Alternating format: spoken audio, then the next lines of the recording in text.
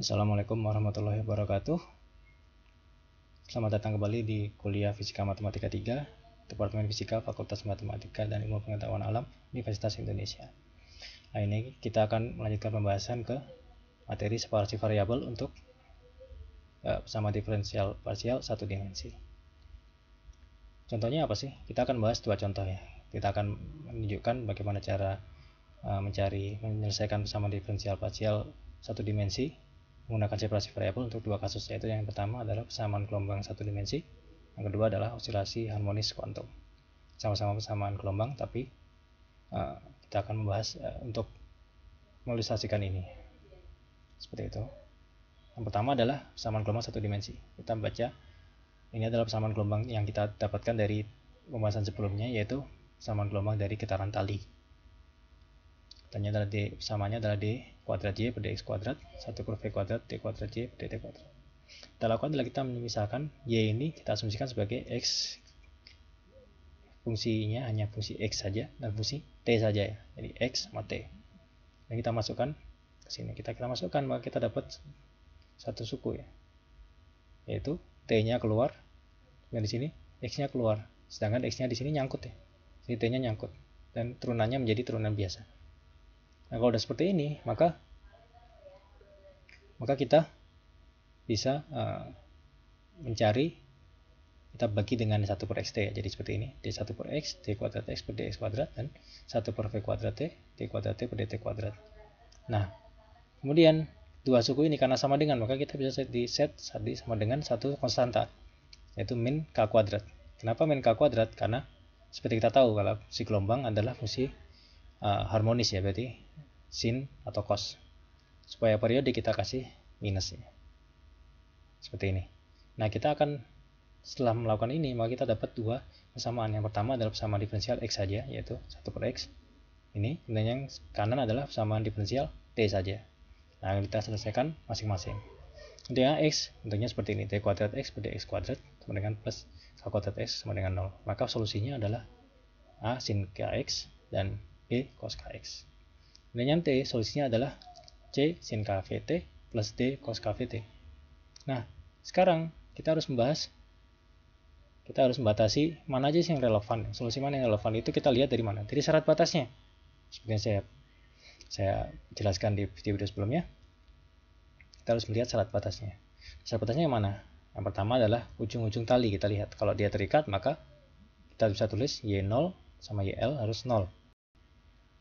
Terus seperti ini, maka jelas kalau dia harus 0, maka suku yang B ini kan nggak 0 nih. Ini harus 0, berarti B nya harus 0. Dan yang kedua adalah suku, kita masukkan kalau L, sin KL. Sin KL kapan 0? Sin KL 0 itu kalau KL nya sama dengan B, 2B, 3B, dan seterusnya. Seperti itu ya. Kemudian kalau dalam syarat T nya apa? Ketika talinya diangkat. Gitu ya. Kenapa diangkat? Kalau kita memutarkan tali, itu kan kita memetik atau kita lepas. Nah, ketika dipetik, dilepas itu kan awalnya kecepatan awalnya 0 ya. Kecepatan awalnya apa? dy per dt di awal sama dengan 0. Lihat t aksen 0 harus sama dengan 0. Jadi kalau dari sini apa yang turunannya 0? Ini cos nggak 0 ya. Kalau ini turunan awalnya 0 ya, sudah sin masih 0. Kalau ini cos nggak 0, berarti yang ini harus 0. J-nya 0. Maka secara umum kita bisa mereduksi ini, yang cosnya hilang dan yang sini sinnya hilang, maka tinggal sin cos. Jadi YXT itu sama dengan AN sin NPXL cos NPVT per L. Dan nilai A-nya ditentukan dari mana? Dari kondisi awalnya. Seperti ini. Jadi kita tahu fungsi gelombang tali, solusinya adalah seperti ini. Dan kita masuk ke fenomena kedua, yaitu osilasi harmonis kuantum. Di kuantum bentuknya seperti ini kan. Ya, jangan takut melihat bentuknya. Cukup kita lakukan separasi variabel X sama T. Nah, kita bisa bongkar X sama T-nya saja. Nah, lebih simple kok seperti ini. Dan kita utak-utak. Kalau T-nya saja, T-nya 1, ini sama diferensial yang bisa langsung kita tunjukkan. Kita pakai integral biasa juga kita dapat. Itu fungsinya adalah E sama dengan eksponensial.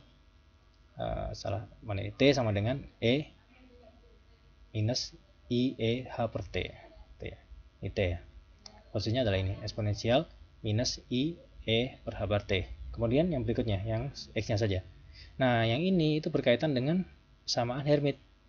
Persamaan Hermite kan ini ya, dy kuadrat min y kuadrat plus 2n plus 1. Ini sudah dibahas di Sudah dibahas di bagian di video tentang persamaan Hermite dengan fungsi Hermite.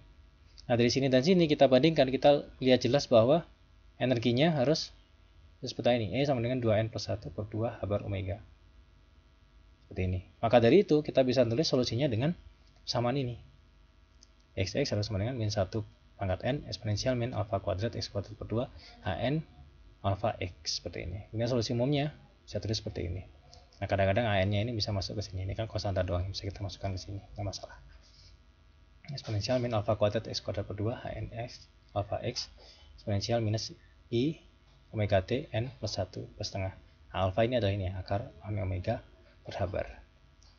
Nah, di sini gambar di sebelah kanan ini menunjukkan mode-modenya. Jadi kalau N-nya 1 misalnya, N-nya 0 yang mana? Ini N-nya 0. Kemudian di sini N-nya 1.